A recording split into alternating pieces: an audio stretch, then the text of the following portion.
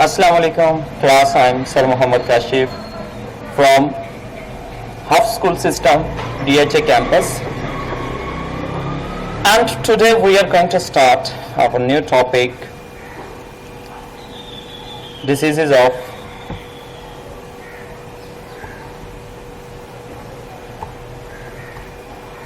diseases or diet if affects our circulatory system। या बेटा इसको दूसरा नाम भी कह सकते हैं कि जो आपके डिसीज़ होती हैं सर्कुलेटरी सिस्टम की, वो भी कह सकते हैं कि कौन कौन सी बीमारियां पैदा होती हैं सर्कुलेटरी सिस्टम से। और आप इसको ये भी कह सकते हैं कि diet affect our circulatory system, कि जो हमारी डाइट मीन खुराक होती है वो हमारे सर्कुलेटरी सिस्टम को किस तरह अफेक्ट कर रही होती है, असरअंदाज उस पर हो रही होती है। मैंने आपको लास्ट टाइम बेटा हार्ट अटैक समझा दिया था कि हार्ट अटैक क्या होते हैं, कैसे होते हैं, ब्लड प्रेशर है, डायबिटीज़ है। तो हार्ट अटैक लास्ट टाइम हमने पढ़ लिया था कि कैसे हो रहे होते हैं। अभी तो आज का जो टॉपिक है वो है हाई ब्लड प्रेशर। तो हाई ब्लड प्रेशर कैसे हो रहा होता है? हाई ब्लड प्रेशर का दूसरा नाम है बेटा हाइपरटेंशन, यानी कि एक तरह की टेंशन में इंसान स्ट्रेस में, दबाव में जब आ जाता है तो उसका ब्लड प्रेशर बढ़ सकता है। High blood pressure is a disorder of circulatory system, यानी कि ये भी आपके डिसऑर्डर है। किसका डिसऑर्डर है? सर्कुलेटरी सिस्टम का। यानी कि आपके सर्कुलेटरी सिस्टम में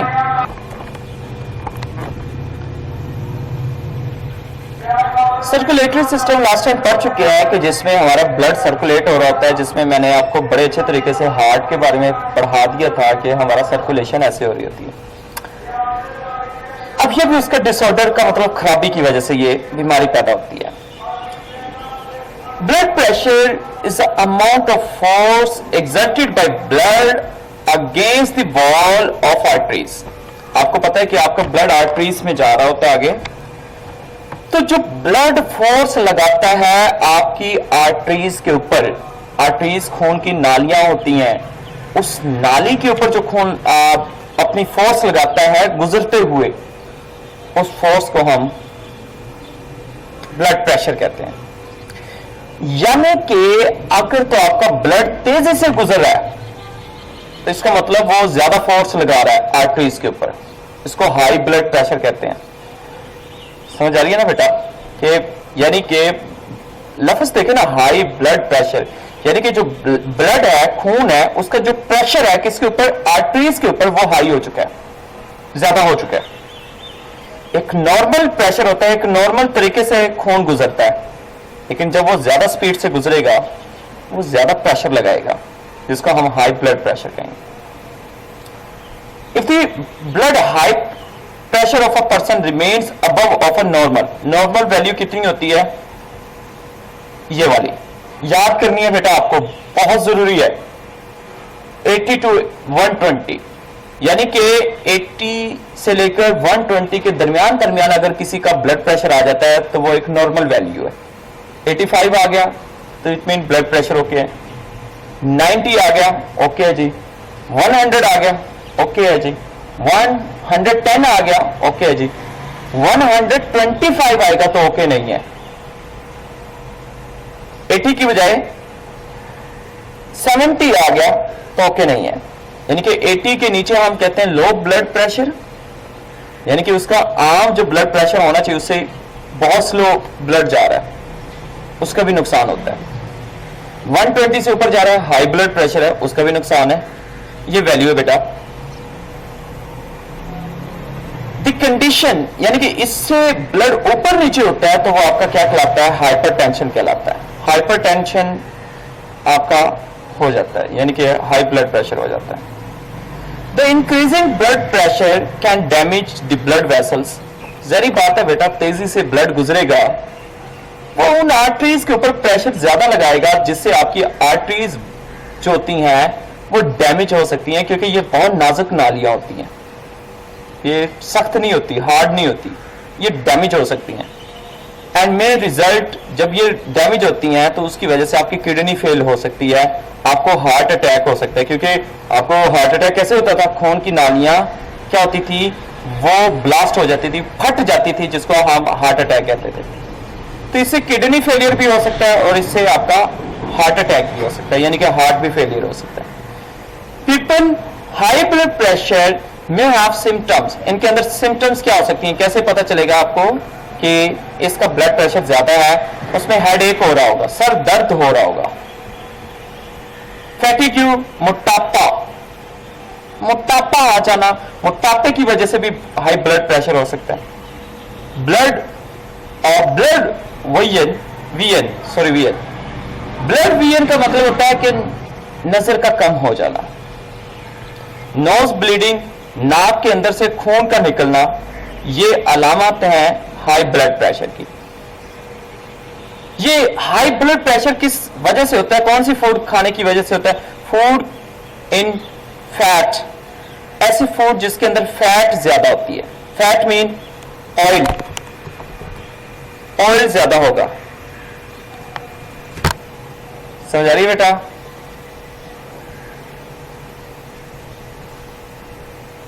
हाई सॉल्ट, ज्यादा नमक खाते हैं आप, उससे भी हो सकता है। स्मोकिंग करने से भी हाई ब्लड प्रेशर होता है। ओबेसिटी यानी कि मोटापा, diabetes, sugar, lake of exercise, come exercise करना। घर में औरतें अक्सर पड़ी रहती हैं, थोड़ा बहुत किचन का काम करती हैं, कोई उनकी रूटीन में चलना फिरना नहीं होता ज्यादा, कोई उनकी रूटीन में एक्सरसाइज नहीं होती, कोई स्पोर्ट्स नहीं होती, जिसकी वजह से आपको हाई ब्लड प्रेशर सामना हो सकता है। अक्सर औरतें जो होती हैं वो फैटी चीजें, ऑयली प्रोडक्ट बहुत ज्यादा खाती हैं, घी ज्यादा लगा के खाती हैं, ऑयल का खाने में ज्यादा यूज करती हैं, जिससे मोटापा आ सकता है, हाई ब्लड प्रेशर हो सकता है। चाय ज्यादा पीती हैं, नमक उसमें ज्यादा होता है, चाय में आमतौर पर नमक डालते हैं, हाई ब्लड प्रेशर हो सकता है। चाय भी एक कम मिकदार में पीनी चाहिए, ये बोन्स को, हड्डियों को भी नुकसान पहुंचा रही होती है। अक्सर रवाज है 3-4 टाइम चाय का पीना, जो कि जब आपकी एज 35 से अबव हो जाती है, आपकी हड्डियां कमजोर कर देती है चाय, तो कम पिया करें।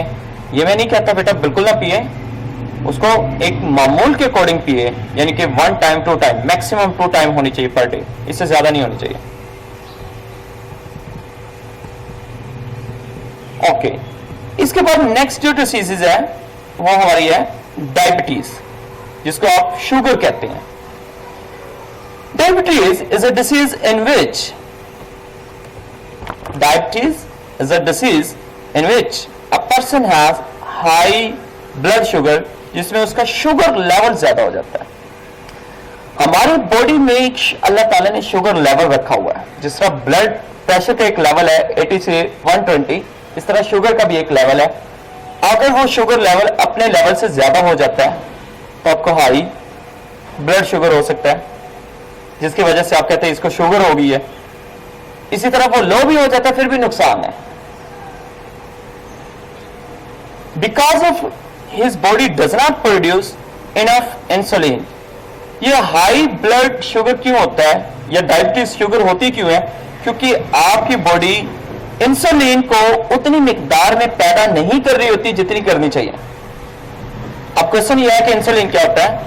इंसुलिन इज अ केमिकल, ये केमिकल मादा होता है, that is produce in our pancreas, जो पैनक्रियाज के अंदर पैदा हो रहा होता है। ये पैनक्रियाज की आपको डायग्राम भी साथ नजर आ रही है, यानी कि इंसुलिन पैनक्रियाज के अंदर पैदा हो रहा होता है। जब आपका पैनक्रियाज इंसुलिन को उतनी मिकदार में पैदा नहीं कर रहा होता जितनी मिकदार में आपकी बॉडी को जरूरत होती है, तो इट मीन आपको शुगर हो सकती है। Without insulin a person develop diabetes, यानी कि जब इंसुलिन नहीं पैदा होगा आपको डायबिटीज, शुगर हो सकती है। शुगर की अलामत क्या हो सकती हैं? कैसे पता चलेगा इस पेशेंट को शुगर है? उसका वेट डे बाय डे, हर दिन कम होता रहेगा, कम होता जाएगा। फ्रीक्वेंटली यूरिनेशन, पेशाब बार बार आना स्टार्ट होगा, यानी कि 5 मिनट के बाद, 10 मिनट के बाद, आधे घंटे के बाद पेशाब, आधे घंटे के बाद छोटा पेशाब आना स्टार्ट हो जाएगा। छोटा पेशाब बेटा ज्यादा आएगा। एक्सेसिव थ्रस्ट, प्यास ज्यादा लगेगी, भूख बहुत ज्यादा लगेगी उसको, ये अलामत है। If the patient does not control the level of blood sugar, he are made the risk of eyesight. अगर उसका ब्लड शुगर बढ़ता रहता है तो उसको आईसाइट का मसला हो सकता है, हेयरिंग का मसला हो सकता है, हार्ट अटैक का मसला हो सकता है, गम्स डिसीज, मसूड़ों की बीमारी हो सकती है, किडनी डिसऑर्डर, किडनी का खराब होना हो सकता है। कैसे करें? मेडिसिन ले बेटा, ईटिंग प्रॉपर डाइट खाए, taking exercise. Exercise is a very very essential for a diabetes person. Sugar वाले पर्सन को एक्सरसाइज लाजमी करनी चाहिए। नेक्स्ट बेटा, एस्थमा।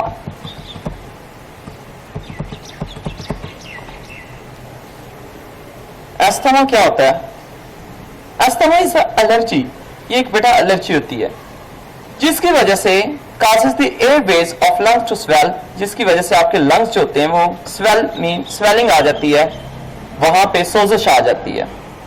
एंड नैरो, और आपके जो लंग्स की नालियां हैं वो नैरो हो जाती हैं, तंग हो जाती हैं। जब तंग होगी ऑक्सीजन को जाने में दुश्वारी होगी, ऑक्सीजन आगे मुश्किल से जाएगी तो आपको सांस लेने में दुश्वारी होगी, सांस लेने में दुश्वारी होगी तो आपको एस्थमा है। अ पर्सन विद एस्थमा में वीज, अलामत क्या है? जिसको एस्थमा होता है वो वीज होता है, यानी कि उसकी सांस लेने में आवाज आ रही होती है।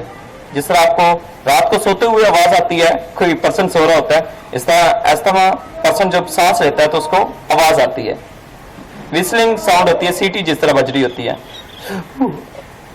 कफ हो सकती है, खांसी बार बार आती है उसको, जिसका एस्थमा होता है।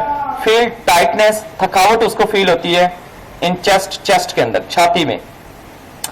The things that can cause asthma are called allergens, यानी कि एलर्जेंस कहते हैं ऐसी चीजें जो एलर्जी करती हैं, उनकी वजह से आपको एस्थमा हो सकता है। वो कौन सी हैं?